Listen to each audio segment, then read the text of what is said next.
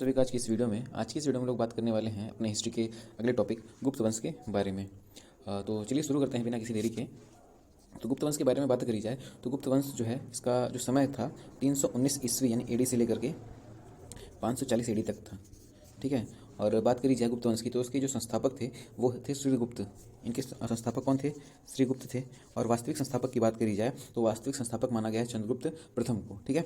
तो ये थोड़ी छोटी सी बात। और जो गुप्त वंश है, गुप्त वंश को ही क्या कहा जाता है? भारतीय इतिहास का स्वर्ण युग माना जाता है। ठीक है। ये दो बातें हमको याद रखनी है कि संस्थापक कौन थे? श्रीगुप्त। और गुप्त वंश को ही भारतीय इतिहास का स्वर्ण युग माना जाता है। अच्छा, भारतीय इतिहास का स्वर्ण युग क्यों माना जाता है इसको? आगे हम लोग इस बात को डिस्कस करेंगे थोड़े से डीप में। तो चलिए देखते हैं। तो यहाँ पर हम लोग देख सकते हैं गुप्त वंश के बारे में दिया गया है कि 319 से लेकर के 540 एडी तक गुप्त वंश का काल रहा कि या फिर गुप्त काल रहा। ठीक है। और भारतीय इतिहास का स्वर्ण युग कहा जाता था किसको? गुप्त वंश को। क्यों? क्योंकि गुप्त काल में जो महान महान विद्वान रहे, जैसे कालिदास हो गए, वराहमिहिर हो गए, छपणक हो गए, और इसी तरीके से बेताल भट्ट हो गए, ये सब गुप्त काल में ही थे और गुप्त शासकों के दरबारी दरबारी थे। ठीक। और गुप्त काल में ही विकास की बहुत सारी क्रियाएं हुई हैं, जिस वजह से भारतीय इतिहास का स्वर्ण युग किसको कहा गया है? गुप्त काल को कहा गया है। ठीक है। और आगे हम लोग देखते हैं संस्थापक के बारे में बात करी थी मैंने। संस्थापक कौन थे गुप्त वंश के? वो थे श्रीगुप्त। और श्रीगुप्त उतने इंपॉर्टेंट नहीं है। ठीक है। जो वास्तविक संस्थापक है वहाँ से हम लोग की स्टोरी शुरू होती है। ठीक है। तो श्रीगुप्त के बाद जो हमारा अगला शासक था वो थे घटोत्कच। ठीक है। घटोत्कच से भी इतने पॉइंट बनते नहीं हैं। ठीक। तो हम लोग आगे बढ़ेंगे। जो हमारे वास्तविक संस्थापक के बारे में मैंने बताया कौन है? चंद्रगुप्त प्रथम। चंद्रगुप्त प्रथम जो कौन है? ये चंद्रगुप्त प्रथम घटोत्कच के पुत्र हैं। और ये क्या है? इनको क्या माना गया है? इनको गुप्त वंश का वास्तविक संस्थापक माना गया है। इनका जो शासनकाल रहा 319 एडी से, यानी जब हमारा गुप्त वंश स्टार्ट होता है 319 से 540 एडी में, तो इसके शासनकाल से ही स्टार्ट होता है। ठीक है। तो 319 एडी से लेकर के 335 एडी तक इसका शासनकाल रहा, चंद्रगुप्त प्रथम का काल रहा। ठीक है। और जिस दिन ये गद्दी पर बैठे थे उसी दिन इन्होंने क्या किया था? गुप्त संवत की स्थापना की थी, गुप्त संवत चलाया था। ठीक है। जिस 319 एडी में ही जब ये गद्दी पर बैठे थे तभी उन्होंने गुप्त संवत चलाया था। ठीक है। और बात करी जाए इनकी पत्नी की तो चंद्रगुप्त प्रथम की पत्नी का नाम क्या था? कुमार देवी। चंद्रगुप्त की पत्नी का नाम था कुमार देवी। और इन्हीं कुमार देवी की याद में चंद्रगुप्त प्रथम ने राजा रानी का सिक्का चलवाया था। यहाँ पे आप लोग देख सकते हैं। तो चंद्रगुप्त प्रथम ने अपनी पत्नी कुमार देवी की याद में राजा रानी का सिक्का चलवाया था। ठीक है। इतनी बातें इंपॉर्टेंट बनती हैं हमारी चंद्रगुप्त प्रथम से। ठीक है। अब इसके आगे हम लोग बात करेंगे चंद्रगुप्त प्रथम के जो पुत्र थे समुद्रगुप्त, उनके बारे में। तो 335 तक इनका शासनकाल रहा। अब 335 से स्टार्ट होता है समुद्रगुप्त का शासनकाल। 335 से लेकर के 380 तक शासनकाल चला किसका? समुद्रगुप्त का। ये कौन थे? ये थे चंद्रगुप्त प्रथम के पुत्र। सबसे पहले इनके बारे में कुछ उपाधियाँ हैं, उसके बारे में बात कर लेते हैं। तो सबसे पहला उपाधि है कविराज। इनको कविराज कहा जाता था। क्यों? क्योंकि ये संगीत प्रेमी थे। और इसके समय में, मतलब जो हमारे समुद्रगुप्त थे, इनके समय में सिक्कों पर वीणा बजाती हुई सिक्कों पर वीणा बजाते हुए दिखाया गया है, या फिर वीणा का चित्र दिखा था, ये कह सकते हैं। ठीक है। इसलिए इनको कविराज कहा। कविराज क्योंकि संगीत प्रेमी थे। और क्या कहते हैं, एक पॉइंट यहाँ पर ये बनता है कि किसके समय में सिक्कों पर वीणा बजाते हुए दिखाया गया है? तो सिक्कों पर वीणा बजाते हुए जो हमारे समुद्रगुप्त हैं, जिनको कविराज कहा गया है, उनके समय में दिखाया गया है। ठीक है। और इनके जो उपाधियाँ हैं उसमें से एक परम भागवत इनको कहा गया है, परम क्रमांक कहा गया है, लिच्छवी दोहित्र कहा गया है इनको, और व्याघ्र पराक्रम भी कहा गया है। ठीक। इन सब में कविराज इंपॉर्टेंट है और लिच्छवी दोहित्र इंपॉर्टेंट है। और सबसे इंपॉर्टेंट की बात करिए, सबसे इंपॉर्टेंट उपाधि दी गई थी समुद्रगुप्त को, वो थी भारत का नेपोलियन। ठीक है। समुद्रगुप्त को भारत का नेपोलियन किसने कहा था? समुद्रगुप्त को भारत का नेपोलियन विंसेंट स्मिथ ने कहा था। और क्यों कहा था? अब भारत का नेपोलियन विंसेंट स्मिथ ने समुद्रगुप्त को इसलिए कहा था क्योंकि इन्होंने भारत के जो 21 बड़े राजा थे, 21 बड़े राजा को हराया था। ठीक है। जिसमें से 21 में से 9 जो थे वो थे आर्यावर्त, 9 आर्यावर्त राजा थे। और जो बचे हमारे 12 राजा वो दक्षिणावर्त थे। 12 दक्षिण के राजा थे और 9 जो थे वो उत्तर के राजा को हराया था। ठीक है। तो यहाँ पर इसीलिए विंसेंट स्मिथ ने क्या कहा कि ये जो कौन है समुद्रगुप्त, वो भारत के नेपोलियन की तरह हैं, या फिर भारत के नेपोलियन की उपाधि दी थी। ठीक है। और क्यों दी थी ये भी क्लियर हो गया कि इन्होंने 9 उत्तर के राजा को और 12 दक्षिण के राजाओं को हराया था। ठीक है। अच्छा, अब आगे बात करते हैं। विंसेंट स्मिथ ने कहा था भारत का नेपोलियन। विंसेंट स्मिथ ने एक बुक लिखी थी, अर्ली हिस्ट्री ऑफ इंडिया। ये याद रखना है हमको, ये इंपॉर्टेंट बुक है। अर्ली हिस्ट्री ऑफ इंडिया किसकी बुक है? विंसेंट स्मिथ की बुक है। ठीक है। अब आगे बात करते हैं। अच्छा, तो जो समुद्रगुप्त थे, समुद्रगुप्त के दरबार में हरिसेन रहते थे। समुद्र के दरबारी कौन थे? हरिसेन। हरिसेन क्यों इंपॉर्टेंट है? हरिसेन इसलिए इंपॉर्टेंट है कि हरिसेन ने प्रयाग प्रशस्ति अभिलेख लिखा था। हरिसेन ने प्रयाग प्रशस्ति अभिलेख लिखा था। और इस प्रयाग प्रशस्ति अभिलेख में क्या था ना, जो समुद्रगुप्त थे, समुद्रगुप्त के बारे में जानकारी का सबसे बड़ा स्रोत क्या है, प्रयाग प्रशस्ति अभिलेख ही है। ठीक है, जो कि हरिसेन के द्वारा लिखा गया था। ठीक, अब आगे बात करते हैं। इस प्रयाग प्रशस्ति अभिलेख में एक बात और बताई गई थी कि समुद्रगुप्त के पास संगठित नौसेना थी। ठीक है, तो ये रहा हमारा प्रयाग प्रशस्ति अभिलेख के बारे में। ये प्रयाग प्रशस्ति अभिलेख काफ़ी इंपॉर्टेंट है, पूछ लेता है कि प्रयाग प्रशस्ति अभिलेख किसे संबंधित है, तो किसे संबंधित है, ये समुद्रगुप्त से संबंधित है। किसने लिखा था, ये हरिसेन ने लिखा था। ठीक है, इतनी बातें हमको याद रखनी है। और आगे बात करते हैं दूसरे अभिलेख की, जो कि है एरन अभिलेख। एरन अभिलेख की बात करी जाए तो ये किसने जारी कराई थी, भानुगुप्त ने जारी कराई थी। और एरन अभिलेख से हमको एक बात पता चलती है कि इस समय यानी गुप्त काल में, समुद्रगुप्त के समय या फिर गुप्त काल में सती प्रथा का प्रचलन जारी था। यानी सती प्रथा जो थी, इसका प्रचलन चलता था गुप्त काल में। ठीक है, और संस्कृत जो है इस समय की भाषा थी, या फिर संस्कृत भाषा का प्रचलन काफ़ी था गुप्त काल में।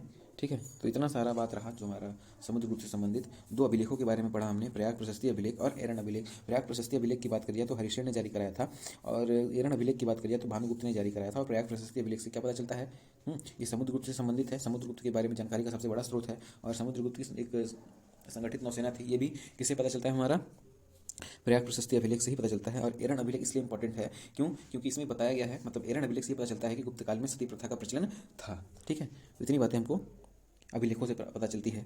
और यहाँ पे गुप्त काल में संस्कृत भाषा का प्रचलन था, ये भी इंपॉर्टेंट बात है, इसको भी हम लोग को याद रखना है। अब आगे बात करते हैं, समुद्रगुप्त के पुत्रों के बारे में बात करेंगे। समुद्रगुप्त के जो थे दो पुत्र थे। बड़ा पुत्र था कौन, रामगुप्त।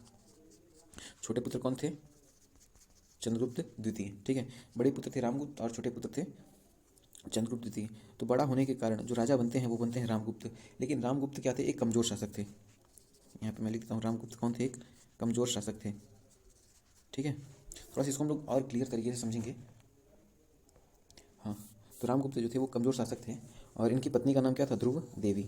ठीक है, उस टाइम पे शक बहुत शक्तिशाली थे। जो शक शासक था एक रुद्र तृतीय, एक शक शासक था कौन, रुद्र तृतीय। ठीक है, इसकी एंट्री होती है। अब ये क्या करता है, ये कहता है रामगुप्त से, रामगुप्त भैया कमजोर शासक थे, वो डरते थे। और रुद्र जो थे वो शक शासक थे और काफ़ी ताकतवर थे। ठीक है, उन्होंने ये कहा, रामगुप्त को धमकी दी कि मैं तुम पे आक्रमण कर दूंगा। ठीक है, सीधी सीधी कहा कि मैं तुम पे आक्रमण कर दूंगा अगर तुमको आक्रमण नहीं करवाना है, या फिर मैं आक्रमण नहीं करूंगा कब, जब तुम ध्रुव देवी को मेरे पास भेज दोगे। सीधी सी बात कहा कि ध्रुव देवी के बदले मैं तुम पे आक्रमण नहीं करूंगा। ठीक है, और ये रामगुप्त भैया इतने कमजोर थे, इतने डरपोक थे, इन्होंने इनकी बात मान भी ली। वो ध्रुव देवी को रुद्र तृतीय के पास भेजने के लिए तैयार हो भी गए। अच्छा, अब यहाँ पे एंट्री होती है चंद्रगुप्त द्वितीय की। अब जो चंद्रगुप्त द्वितीय थे वो क्या थे, वो इनके प्रेमी थे। चंद्रगुप्त द्वितीय और ध्रुव देवी आपस में क्या करते थे, ये दोनों प्रेम करते थे, इन लोग का प्रेम प्रसंग चलता था। ठीक है, तो ध्रुव देवी ने ये बात जाकर कही चंद्रगुप्त द्वितीय से कि भैया ये क्या कहते हैं, रामगुप्त हमें रुद्र तृतीय के पास भेज रहे हैं आक्रमण के डर से। ठीक है, तो चंद्रगुप्त को जब ये बात पता चली तो सबसे पहले चंद्रगुप्त ने क्या किया, रामगुप्त की हत्या की। सबसे पहले रामगुप्त की हत्या की, फिर क्या किया, फिर रुद्र तृतीय की हत्या की, जो ध्रुव देवी की मांग उठाया था जिसने। ठीक है, तो फिर क्या किया, ध्रुव देवी से इन्होंने शादी कर लिया। सबसे पहले क्या किया, रामगुप्त की हत्या की। दूसरे नंबर पे क्या किया, रुद्र तृतीय की हत्या की। और तीसरे नंबर पे ध्रुव देवी से शादी कर लिया, इनको अपनी बीवी बना ली। ठीक है, अच्छा तो यहाँ पर एक पॉइंट निकल के आता है, रुद्र तृतीय जो है शक शासक था। ठीक है, और चंद्रगुप्त द्वितीय ने इस शक शासक को मारा था। तो शक शासक को मारने के कारण चंद्रगुप्त द्वितीय को क्या कहा गया, शकारी कहा गया। ठीक है, इनको शकारी की उपाधि दी गई। ठीक, इतनी बातें क्लियर है। शकारी को उपाधि क्यों दी गई, क्योंकि उन्होंने शक शासक रुद्र तृतीय को मारा था। अच्छा, चंद्रगुप्त द्वितीय जो है इनको विक्रमादित्य के नाम से भी जाना जाता है। विक्रमादित्य के नाम से इनको, सॉरी, चंद्रगुप्त द्वितीय को विक्रमादित्य के नाम से भी जाना जाता है। अच्छा, विक्रमादित्य के बारे में थोड़ा सा क्लियर कर देना चाहता हूँ। विक्रमादित्य कोई नाम नहीं है, ये एक उपाधि है। ठीक है, इतिहास में कुल 14 शासकों को या 14 राजाओं को विक्रमादित्य की उपाधि मिली है। ठीक है, जिसमें से चंद्रगुप्त द्वितीय भी एक हैं। ठीक है, अब आगे बात करते हैं। तो यहाँ तक बातें क्लियर हो गई होंगी मेरे ख्याल से। ठीक, अब आगे बात करते हैं किसके बारे में, हम लोग चंद्रगुप्त द्वितीय के बारे में। जब उन्होंने रामगुप्त को मार दिया तो अगले शासक कौन बनेंगे, हमारे चंद्रगुप्त द्वितीय ही बनेंगे ना। तो अगले शासक कौन बनते हैं, चंद्रगुप्त द्वितीय। यहाँ पे रामगुप्त द्वितीय जो है इनका शासनकाल काफ़ी छोटा था, क्योंकि ये डरपोक थे। तो इनके बारे में काफ़ी मतलब कुछ ज़्यादा है नहीं बात करने को। केवल ध्रुव देवी इनकी पत्नी थी और चंद्रगुप्त द्वितीय इनके भाई थे, यही इंपॉर्टेंट है। अब आगे बात करते हैं, जो चंद्रगुप्त द्वितीय थे अगले शासक बनते हैं। ठीक है, तो यहाँ पे मैंने यहाँ पे लिखा भी है कि रामगुप्त को मारा सबसे पहले। ठीक है, और शक शासक रुद्र तृतीय को हराया। ठीक है, मारा भी। ठीक है, जिसकी वजह से इनको क्या उपाधि मिली थी, सकारी की उपाधि मिली थी। ठीक, अब आगे बात करते हैं। जब ये चंद्रगुप्त द्वितीय शासक थे तो इनके समय में 2 राजधानी थी, पहला पाटलिपुत्र, दूसरा उज्जैनी। ठीक है, पाटलिपुत्र और उज्जैनी दोनों क्या थी, इनके समय में राजधानी थी। अब सबसे इंपॉर्टेंट चीज़ क्या है, विक्रमादित्य के शासनकाल में नवरत्न थे। ठीक है, नवरत्न सबसे इंपॉर्टेंट है विक्रमादित्य या फिर चंद्रगुप्त द्वितीय के शासनकाल में, दरबार में कह लीजिए। इनके दरबार में नवरत्न थे। अब नवरत्नों के बारे में बात करते हैं। ठीक है, सबसे पहले आते हैं कालिदास। सबसे पहले कौन आते हैं, कालिदास। कालिदास की बात करिए तो इनको भारत का शेक्सपियर कहा जाता है, भारत का शेक्सपियर कहा जाता है। ठीक है, इनकी कुछ रचनाएं हैं काफ़ी इंपॉर्टेंट, वो हमको याद करनी है। जैसे मेघदूत इनकी रचना है। ठीक, और बात करी जाए मालविकाग्नि मित्रम, मालविकाग्नि मित्रम, इसके बारे में हम लोगों ने बात किया था। अग्निमित्र और मालविका की जो लव स्टोरी थी, उसके ऊपर इन्होंने ये मालविकाग्नि मित्रम लिखा था। ठीक है, और कुमार संभवम इन्हीं की रचना है, कुमार संभवम इन्हीं की रचना है। और अभिज्ञान शाकुंतलम भी इन्हीं की ही रचना है। ठीक है, तो ये सारी रचनाएं इनकी इंपॉर्टेंट है, हमको याद रखनी है। ठीक है, अभिज्ञान शाकुंतलम भी याद रखेंगे हम लोग। ठीक, अब आगे बात करते हैं। अगले जो दरबारी थे वो थे वराहमिहिर। ये सारा का सारा जो है कालिदास से संबंधित है। अब वराहमिहिर की बात करी जाए तो वराहमिहिर जो थे ये गणितज्ञ थे। यहाँ पे मैं थोड़ा सा स्पेस बना देता हूँ इसके बारे में बात करने के लिए। ठीक है, हाँ, तो जो वराहमिहिर थे ये गणितज्ञ थे, ये गणितज्ञ थे। और क्या कहते हैं, इनकी 3 पुस्तकें थीं। इनकी 3 पुस्तकों को हमको याद रखना है। कौन कौन सी है, बृहत संहिता, बृहत संहिता इनकी पुस्तक है, और पंच सिद्धांतिका,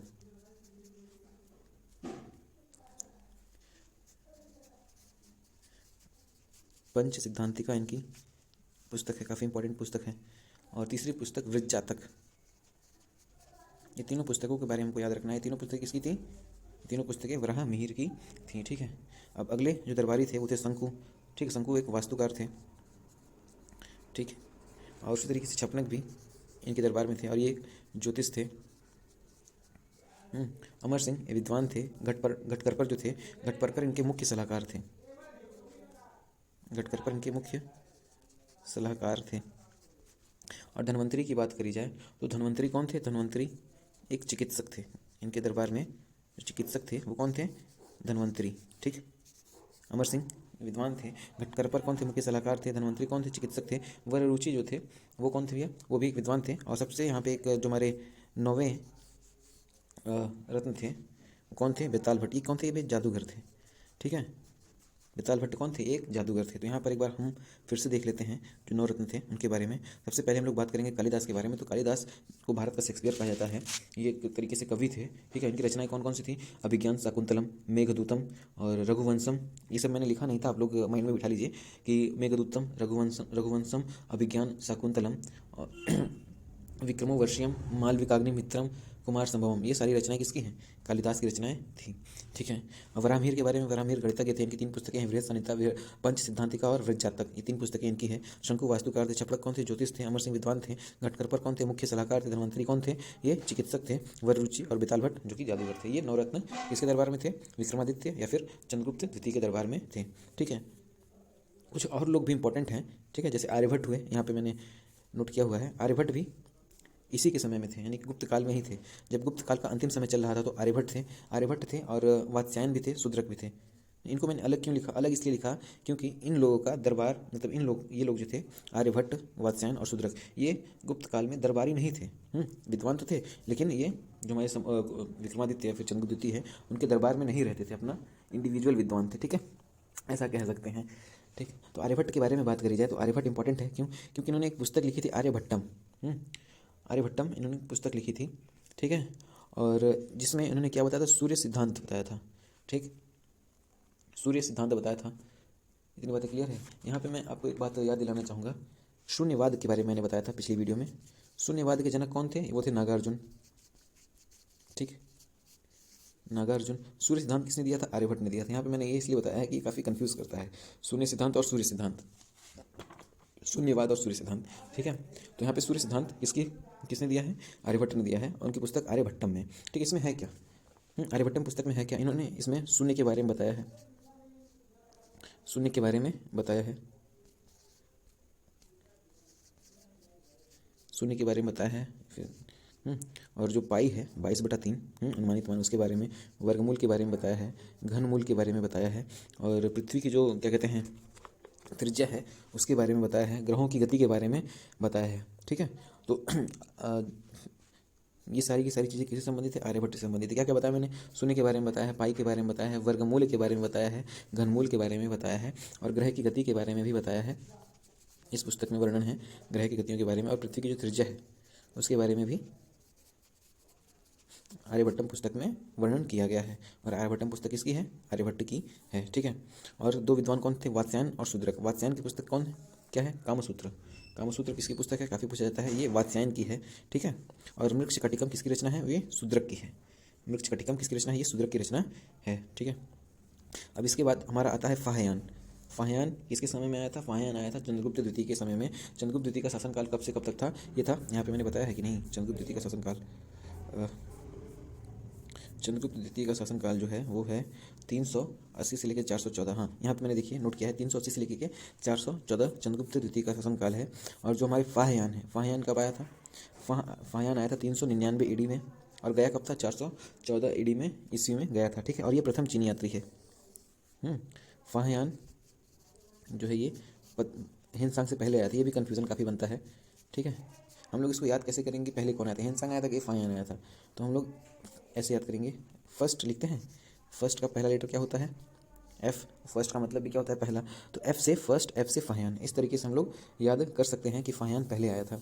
हम लोग हिंदसांग के बारे में भी बात करेंगे। हिंदसांग जो हर्षवर्धन के काल में आया था, उसके बारे में भी चर्चा करेंगे। ठीक है, तो प्रथम चीनी यात्री कौन था? प्रथम चीनी यात्री था फाहयान। ठीक है, इसकी बुक काफ़ी इंपॉर्टेंट है। इसकी बुक है फाक्योकी। फाक्योकी इसकी बुक है, जिसमें इसने भारतीयों क्या कहा है?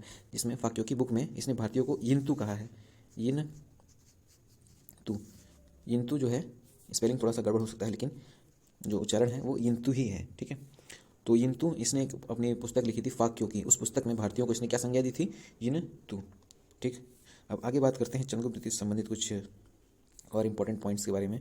तो चंद्रगुप्त द्वितीय के अपना क्या कहते हैं, इन्होंने अपना साम्राज्य बढ़ाने के लिए क्या किया था? विवाह संबंध का सहारा लिया था। ठीक है, जैसे बिंबिसार ने लिया था विवाह संबंध का सहारा, उसी तरीके से चंद्रगुप्त द्वितीय ने भी लिया था।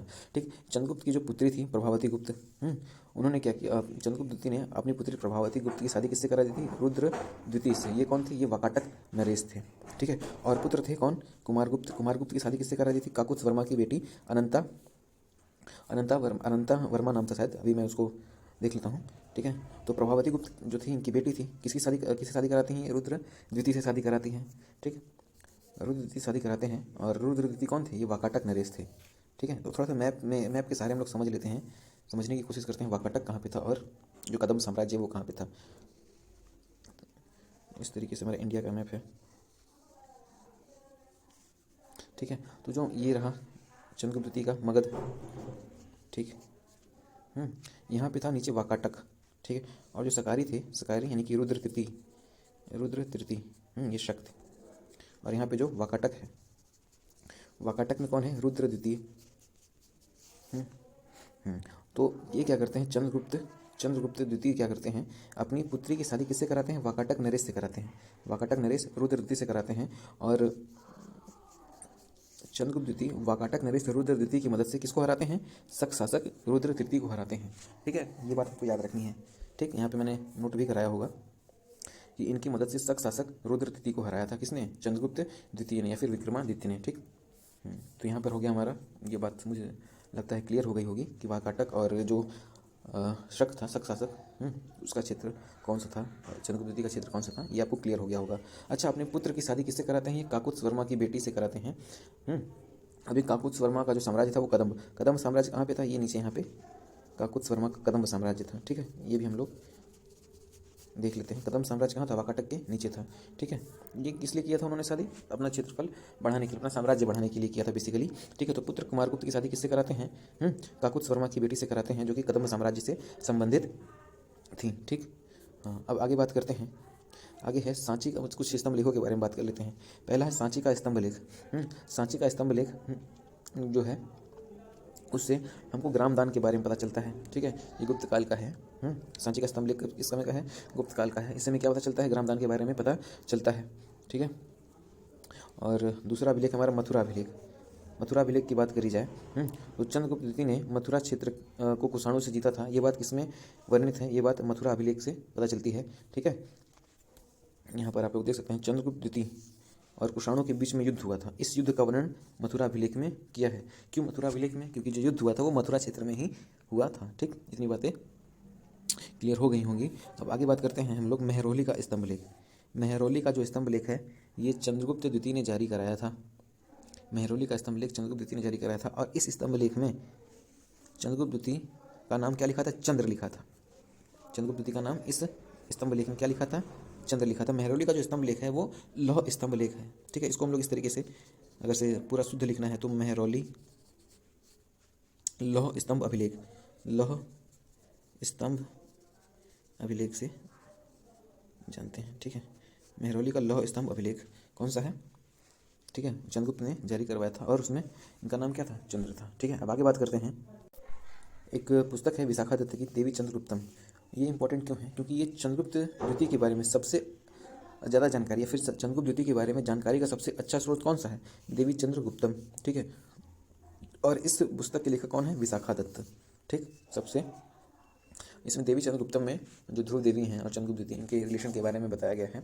ठीक है, और ये इनके बारे में जानने का सबसे अच्छा स्रोत माना जाता है। और ये किसके द्वारा लिखा गया है? ये विशाखा दत्त के द्वारा लिखा गया है। ठीक है, अच्छा, अब चंद्रगुप्त द्वितीय के बाद कौन गद्दी बैठता है? कुमारगुप्त। कुमारगुप्त कौन है भैया? इनके पुत्र है जिनकी शादी किससे होती है? काकुत्स वर्मा की बेटी से होती है। चलिए बात करते हैं आगे। हाँ, तो अब कुमारगुप्त बनते हैं अगले शासक। ये 1414 से 1454 तक राजा रहते हैं। इनकी माता थी कौन? ध्रुव देवी। ठीक है, तो यहाँ पर आप लोग कन्फ्यूज़ मत होइएगा। यहाँ पे मैंने ये बताया है कि पहले अपनी बेटी की शादी करी थी इन्होंने, चंद्रगुप्त द्वितीय ने। चंद्रगुप्त द्वितीय की जो बेटी थी प्रभावती गुप्त, उसकी शादी किससे की थी? रुद्र द्वितीय से, यानी वाकाटक नरेश से की थी। ठीक है, वाकाटक नरेश से शादी करने के बाद रुद्र द्वितीय की हेल्प से इन्होंने शक शासक पर हमला किया था। ठीक है, ठीक, तो यहाँ पर हम लोग देख सकते हैं शक शासक पर हमला किया, तब जाकर के रुद्र द्वितीय को हराया। अब रुद्र द्वितीय को हराने के बाद क्या करते हैं ये हराने के बाद या उससे पहले ही रामगुप्त को मारने के बाद इन्होंने क्या किया? ध्रुव देवी से शादी किया था। ठीक, और इनके पुत्र ही कौन है? कुमार गुप्त। तो इस बात से हमको कन्फ्यूज़ नहीं होना है। अब आगे हम लोग बात करते हैं। इनकी माता कौन थी? ध्रुव देवी। पत्नी कौन थी? काकुत्स वर्मा की बेटी कौन? अनंता देवी। अनंता देवी इनकी बीवी थी, पत्नी थी। ठीक है, इनके पुत्र कौन थे? स्कंदगुप्त। ये क्या बनते हैं? ये अगले शासक बनते हैं। ठीक है, अच्छा, अब आगे बात करते हैं। सबसे इंपॉर्टेंट जो हमेशा बार एग्जाम में पूछता है कि नालंदा विश्वविद्यालय की स्थापना किसने करवाई थी? नालंदा विश्वविद्यालय की स्थापना कुमार गुप्त ने करवाई थी। ठीक, नालंदा विश्वविद्यालय की स्थापना किसने करवाई थी? कुमार गुप्त ने करवाई थी। इनको महेंद्रादित्य के नाम से महेंद्रादित्य की उपाधि दी गई थी। ठीक, इनको महेंद्रादित्य की उपाधि दी गई थी और इन्होंने चांदी के सिक्के जारी कराए थे। चांदी के सिक्के किसने जारी कराए थे? कुमार गुप्त ने जारी कराए थे। और उस चांदी के सिक्के पर मोर और कार्तिकेय का चित्र बना हुआ था। ठीक है, जिससे ये पता चलता है कि ये काफ़ी बड़े शिव भक्त रहे होंगे। मोर कार्तिकेय किसके पुत्र थे? शिव के, भगवान शिव के ही तो पुत्र थे। ठीक, तो उन्होंने चांदी के सिक्के को जारी कराया जिसपे मोर और कार्तिकेय का चित्र बना हुआ था। ठीक है, ये बात हमको याद रखनी है। आगे बात करते हैं। आगे जो फिर अगला शासक बनता है हमारा स्कंदगुप्त। स्कंदगुप्त 454 से लेकर के 467 तक ईस्वी तक रहते हैं। ठीक है, इनके समय में इंपॉर्टेंट ये है कि हुनों का आक्रमण हुआ था। और जब हुनों का आक्रमण हुआ था, स्कंदगुप्त क्या थे? युवराज थे। राजा कौन थे? कुमारगुप्त इनके पिता ही राजा थे। ठीक है, अब ये इनके में मैं क्यों पढ़ रहा हूँ, इनके में मैं क्यों बता रहा हूँ? क्योंकि जो स्कंदगुप्त हैं इनके पिता कुमारगुप्त हैं, हुनों के आक्रमण में मारे जाते हैं। ठीक है, और हुनों के आक्रमण में कुमारगुप्त मारे जाते हैं।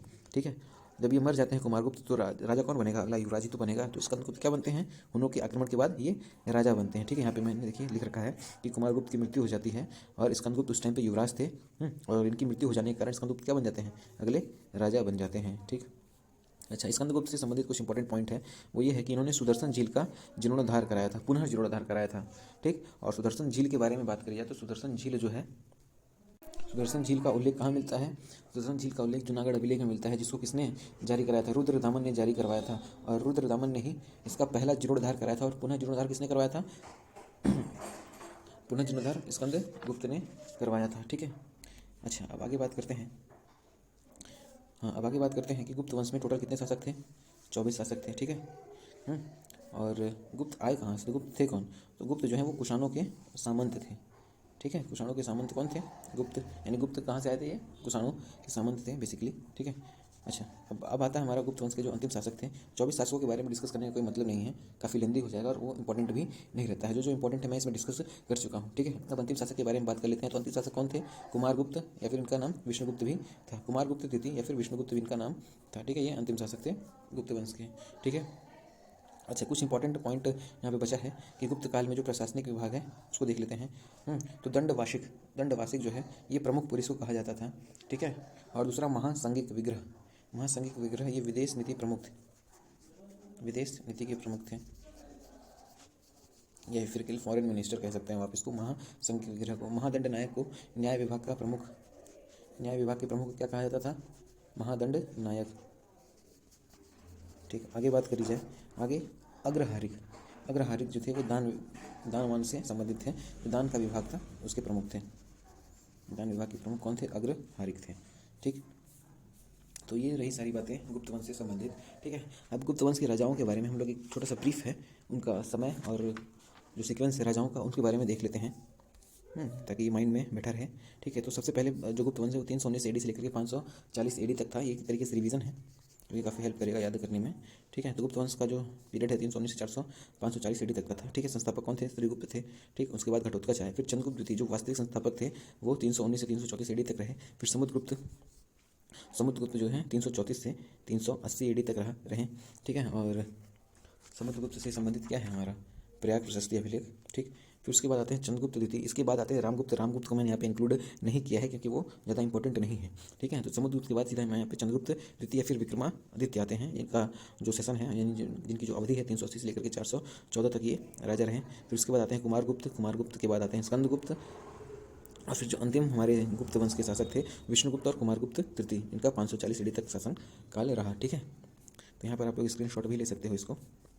गुप्त वंश का जो जितने भी राजा रहे हैं उनके बारे में एक ब्रीफ में यहाँ पे बताया गया है, ठीक। हाँ, तो गुप्त वंश के बारे में इतना ही, और इस वीडियो में भी बस इतना ही। और अगर से ये वीडियो आप लोग को इन्फॉर्मेटिव लगी हो, बेनिफिशियल लगी हो, तो प्लीज़ आप लोग इस वीडियो को लाइक करिए और हो सके तो शेयर करिए अपने फ्रेंड्स में। और अगर से चैनल को सब्सक्राइब नहीं किया तो चैनल को सब्सक्राइब जरूर करिए। मिलते हैं अगली वीडियो में, तब तक के लिए थैंक यू सो मच।